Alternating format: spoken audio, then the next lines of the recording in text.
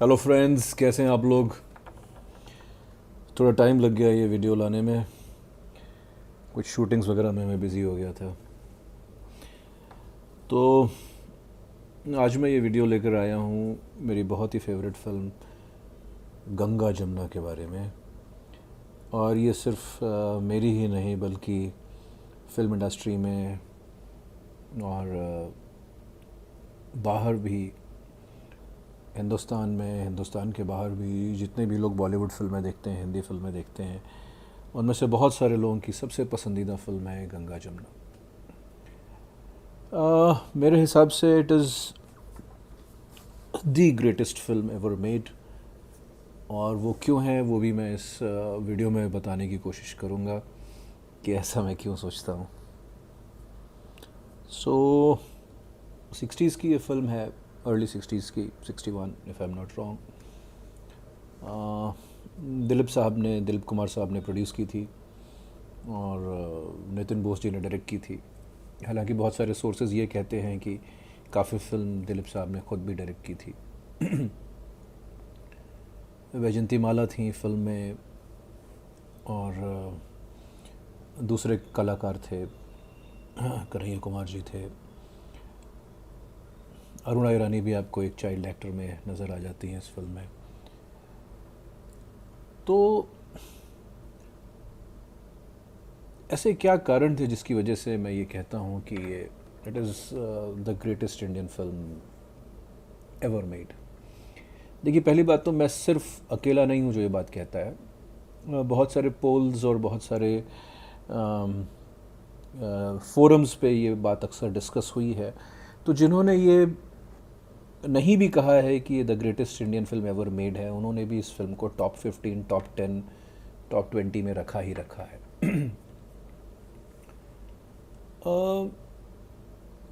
Film का great होना सिर्फ और सिर्फ बॉक्स ऑफिस कलेक्शन से नहीं होता है। लेकिन उसके हिसाब से भी मैं आपको ये बता दूं कि अगर बॉक्स ऑफिस कलेक्शंस को महंगाई और उस टाइम के हिसाब से और टिकट्स सोल्ड के हिसाब से किया जाए तो भी, if I am not wrong, Ganga Jamuna will be the third highest grocer of all time.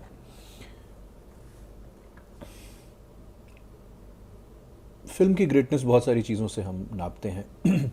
एक तो चीज़ ये होती है कि how has the film aged. मतलब फिल्म क्या आज भी रेलेवेंट है। आज देखकर ऐसा तो नहीं लगेगा अरे यार ये क्या था यार, कैसे उस टाइम पे चल गया। Ganga Jamuna is not such a film, it has aged very very well. उस फिल्म की रॉनेस, उस फिल्म का रियलिज्म, उस फिल्म की परफॉर्मेंसेस सब ऑन द मनी है। It's all still relevant today, which we can still watch after more than 60 years. तो film has aged well. एक 60 साल के बाद भी उस फिल्म को देखकर ऐसा नहीं लगता है कि ये क्या थी यार, उस ज़माने में कैसी चल गई। एक तो ये कारण है। अच्छा, एक उससे भी बड़ा कारण ये है कि फ़िल्म कितने लोगों को इंस्पायर करती है, फ़िल्म आने वाली कितनी जनरेशन्स को इंस्पायर करती है और उनको फिल्म इंडस्ट्री में आने के लिए मोटिवेट करती है, वो प्रोत्साहन देती है। अगर फिल्म इंडस्ट्री के जो भी सुपरस्टार्स हैं उनसे हम जब भी बात होती है, उनके इंटरव्यूज़ हम देखते हैं, अमिताभ बच्चन साहब कहते हैं कि उनकी favourite film, all time favourite film Ganga Jamuna है। तो उस फिल्म ने अमिताभ बच्चन को इंस्पायर किया कि मैं भी एक्टर बनूं, मैं भी दिलीप साहब जैसी एक्टिंग करूं। सलीम जावेद साहब कहते हैं कि उनकी भी फेवरेट फिल्म्स में से गंगा जमुना है, तो सलीम जावेद साहब को भी इंस्पायर किया। आमिर खान साहब कहते हैं कि उनकी फेवरेट फिल्म गंगा जमुना है, शाहरुख खान साहब कहते हैं, और नसीरुद्दीन शाह जैसे एक्टर्स ने भी अक्सर इस फिल्म की काफ़ी तारीफ़ की है। तो आप समझिए कि कितनी जनरेशन्स, कितने फिल्म मेकर्स, कितने एक्टर्स को इस फिल्म ने इंस्पायर किया। और इन एक्टर्स ने कितना काम किया, इन राइटर्स ने कितना काम किया, इतने सारे डायरेक्टर्स ने कितना काम किया आगे जाके।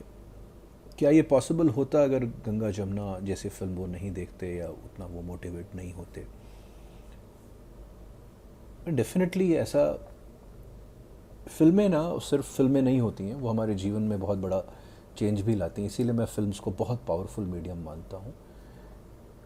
एक फ़िल्म हमारी थिंकिंग बदल दे देती है, एक फ़िल्म हमारी जीवन बदल देती है, एक फ़िल्म हमारी ज़िंदगी बदल देती है। और गंगा जमुना भी ऐसी फ़िल्म थी बहुत सारे लोगों की ज़िंदगियों में, जिन्होंने बहुत सारे लेजेंड्स को फिल्म मेकिंग या स्क्रिप्ट राइटिंग या उसके तरफ या फिल्म डायरेक्शन की तरफ या एक्टिंग की तरफ मोड़ा, इंस्पायर किया। तो एक तो ये कारण है गंगा जमुना फिल्म का जो मैं आपको बता रहा हूँ। दूसरा, अगर आप उस ज़माने की फिल्मों को देखिए और आज भी अगर आप जज करिए आज की भी टेक्निक के हिसाब से, तो टेक्निकलर में थी फिल्म, जो कि अपने आप में एक बड़ी यूनिक बात थी उस ज़माने में। तो गंगा जमुना टेक्निकली इतनी साउंड है आज भी, और इसीलिए उसको सिनेमेटोग्राफी के भी अवार्ड्स मिले, उसको साउंड डिज़ाइनिंग के भी अवार्ड्स मिले। मतलब तो, और उस समय बहुत कम ऐसी फिल्में होती थी जो इंडिया में बनी हों जो मतलब आप कह सकते हो कि ये हॉलीवुड स्टैंडर्ड के बराबर है। गंगा जमुना डेफिनेटली ऐसी एक फिल्म थी।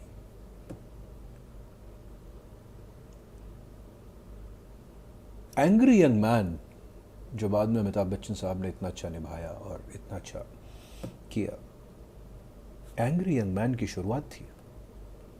एंग्री यंग मैन को इंडियन सिनेमा के एक सेंटर स्टेज पे रखना, एक रेबल, एक एंग्री यंग मैन, वो गंगा जमुना थी फिल्म में, जिसने उसको अच्छे से इस्टेब्लिश किया।